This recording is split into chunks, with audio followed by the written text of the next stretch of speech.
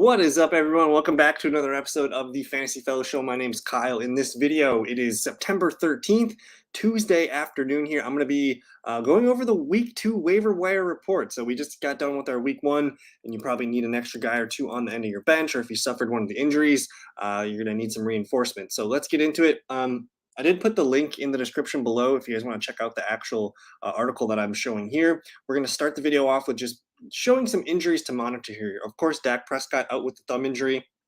6 to 8 weeks is the rumor. Jared Jones did come out and say maybe 4 weeks at the best, but I think for Dak Prescott, you're planning to be out with him for at least the next month and a half.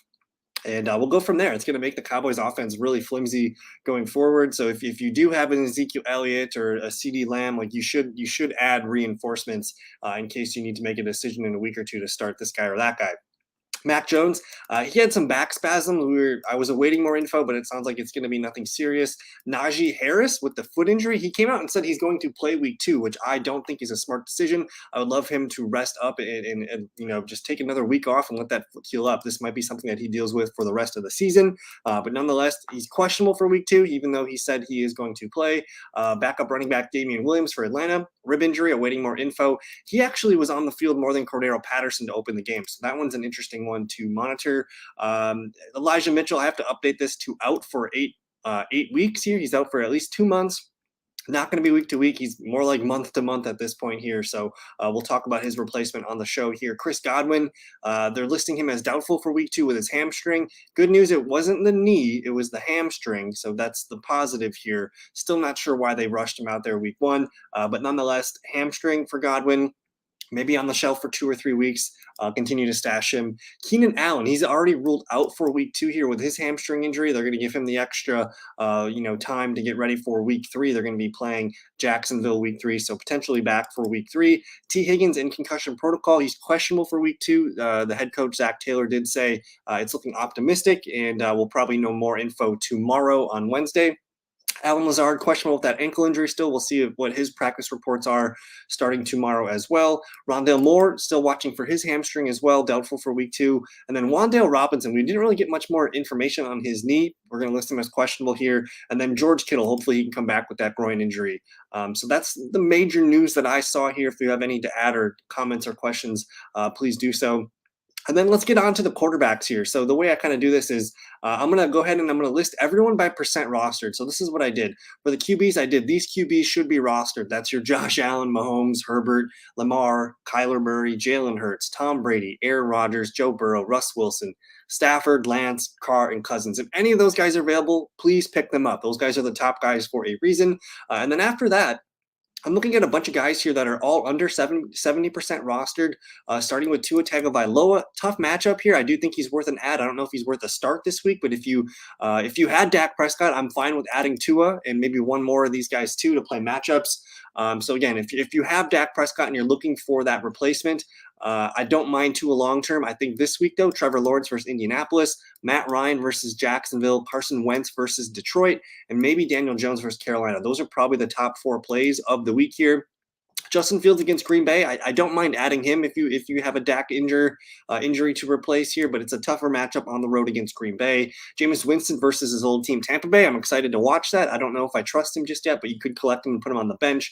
Again, Matt Ryan, really nice matchup against Jacksonville. Carson Wentz just threw 4 touchdowns against them, so I think he's the stream of the week if you needed a QB.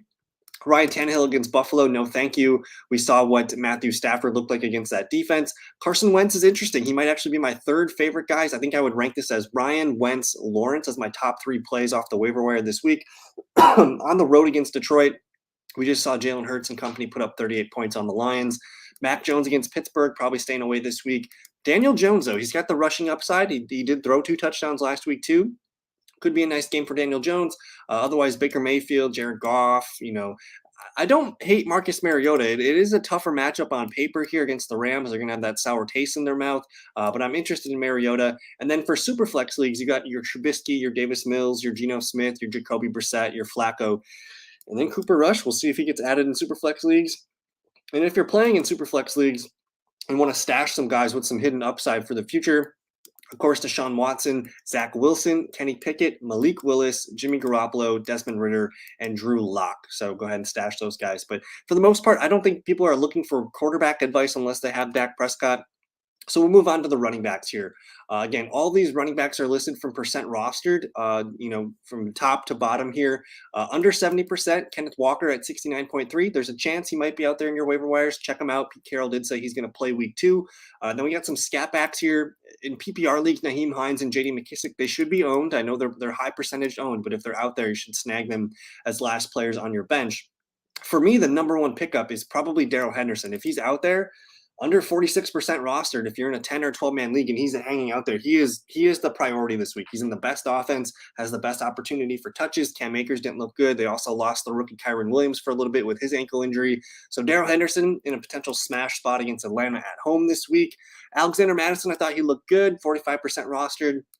I'm willing to stash Brian Robinson for his potential week 5, week 6 return. If not, that's fine if he doesn't make it on that timetable. But if you have an IR spot in your league, he's listed as out. So you could add him, slide him to your IR, and then go pick up another player. So something to think about there.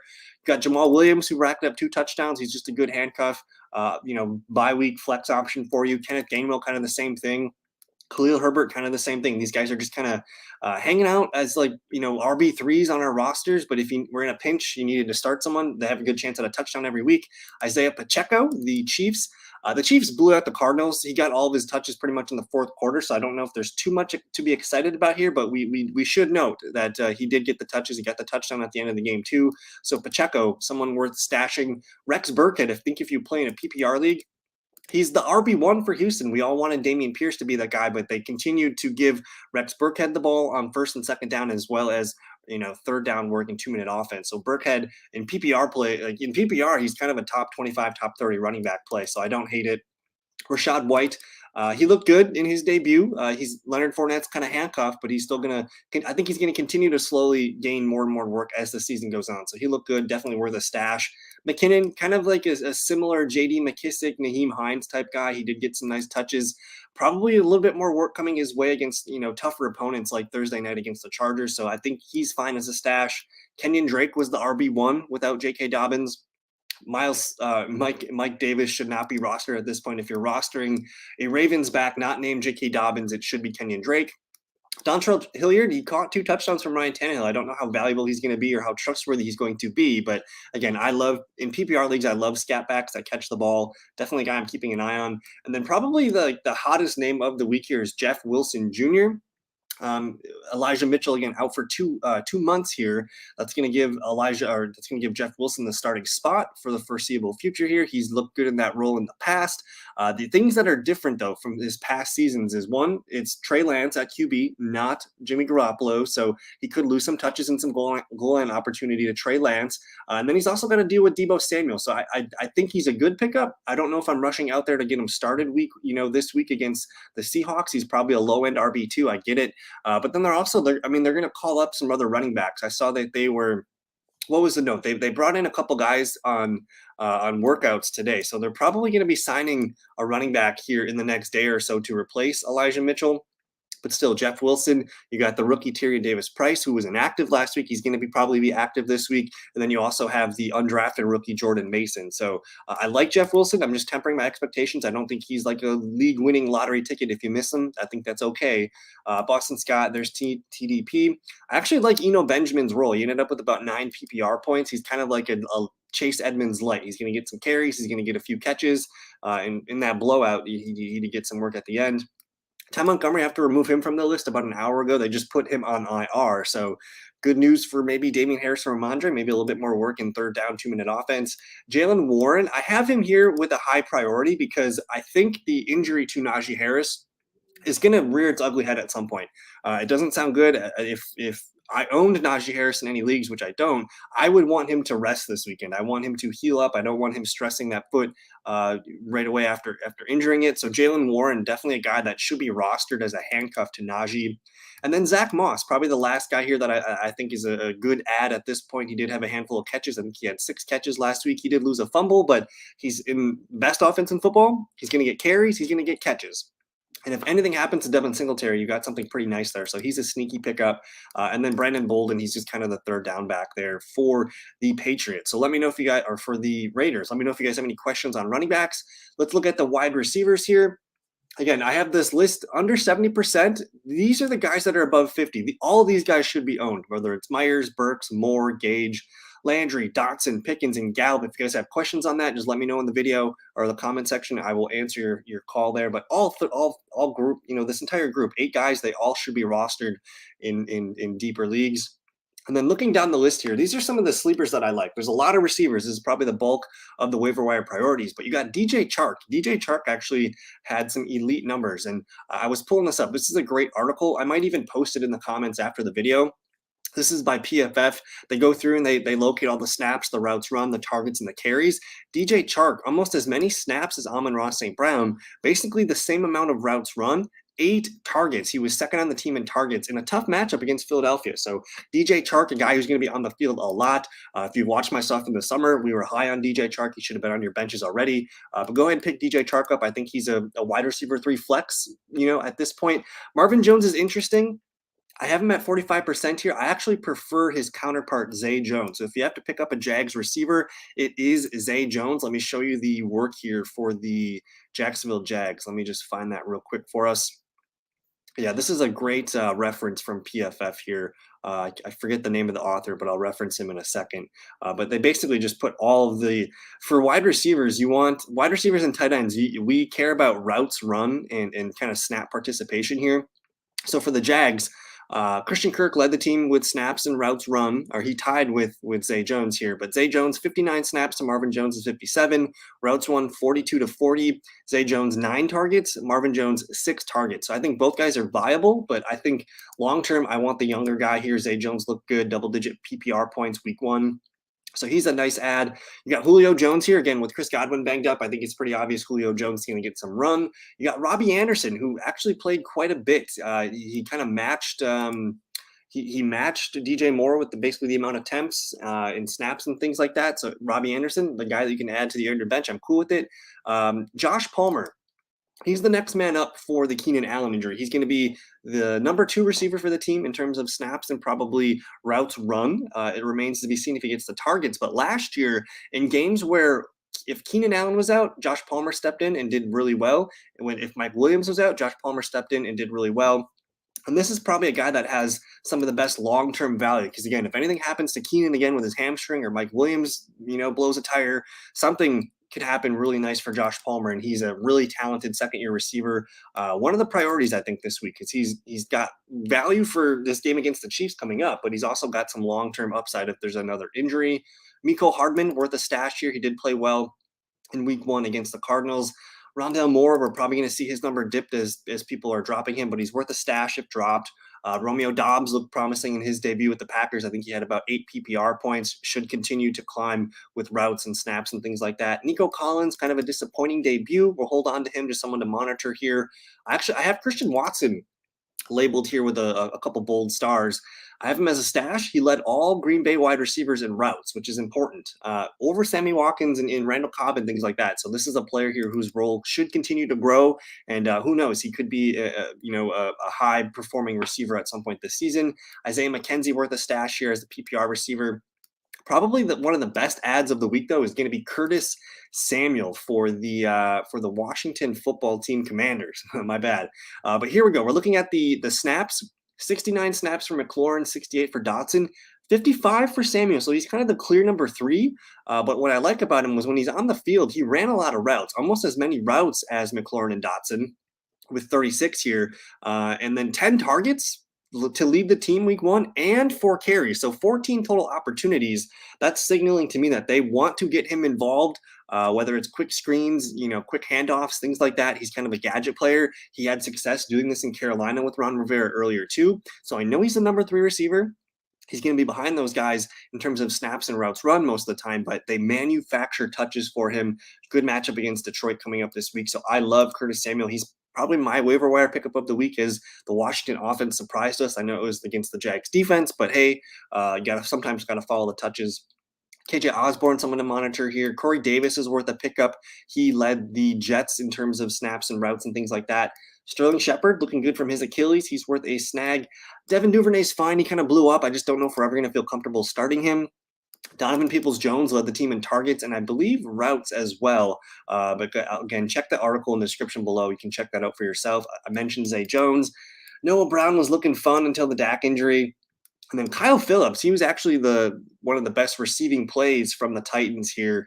He ended up with almost, I think, double-digit PPR points. He's going to get a lot of targets. He's the slot receiver here. And if the Titans are losing games like they will be against Buffalo, you're going to see a lot of those short area targets to Kyle Phillips. So he's a good stash. We'll monitor DeAndre Carter for the Chargers. And then Richie James getting a lot more playing time than anyone would have expected, especially over Kadarius Toney. So those are my wide receivers for the week. Let's move on to the tight ends. Again, you got your list of tight ends that should be rostered here. If not, you should pick them up.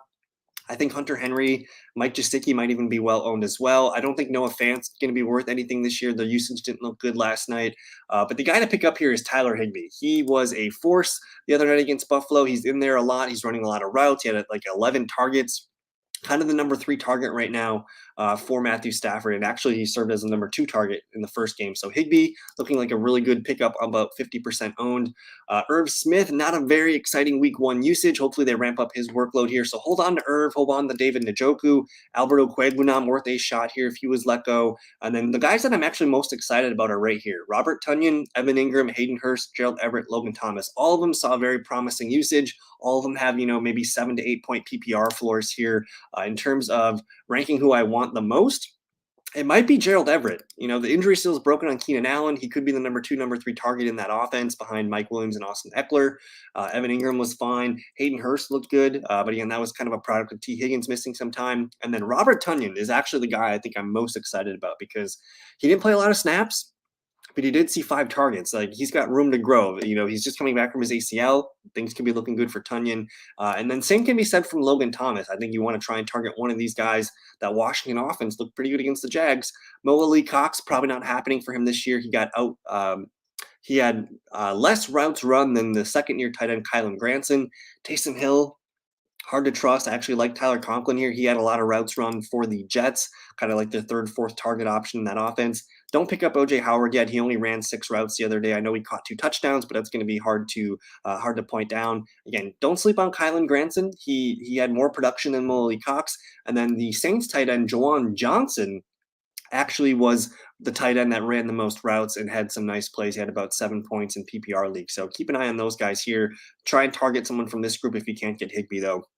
The defenses, again, I know most of these defenses are owned, but I just put up a bunch of defenses that I like here. Buffalo versus Tennessee, that's a smash spot. Green Bay versus Chicago. Denver versus Houston, they're only 30% rostered, so that's a decent play. The Cleveland Browns, 46% rostered. They're going up against the Jets. The Bengals versus the Dallas Cowboys, the Rams versus Atlanta. I think these 4 teams are the ones you're looking for off the waiver wire this week. I'm sure the 49ers are already owned, going up against Seattle. Colts versus the Jags. Ravens versus Miami, Tampa Bay versus New Orleans. Like, all these defenses are probably owned here. And then some final teams that might be available still. The Steelers against the Patriots. Steelers defense looked great against Joe Burrow. Patriots against Pittsburgh. That's going to be a low-scoring game. And then one of these teams, the Giants or the Panthers, could be a nice sneaky play. And then we'll finish with this. Some stashes on defense here. If you guys play defense leagues, these teams have nice schedules. The Chargers, they're going to play Jacksonville, Houston, and Cleveland weeks 3 through 5. The Browns have a nice schedule the next 3 games: Jets, Steelers, Falcons. The Cowboys, after this week, they play Cincinnati this week, but they get the Giants and the Washington Commanders. Eagles get Washington and Jacksonville weeks 3 and 4, and the Bears get Houston and the Giants. So that's about it for me on this one. Fun video. Let me know if you guys have questions. Follow me on TikTok. I did post some things on there too. Subscribe to the YouTube channel, all that good stuff. And again, check out that PFF link. I'm going to post it in the comments after here. It's got everything you need to know. And for wide receivers and tight ends, even for running backs, like, we want to know who's getting the snaps, who's getting the routes. Very good indicator for fantasy. So thank you guys so much for your time. Have a good rest of your night, and good luck on your waivers. Peace.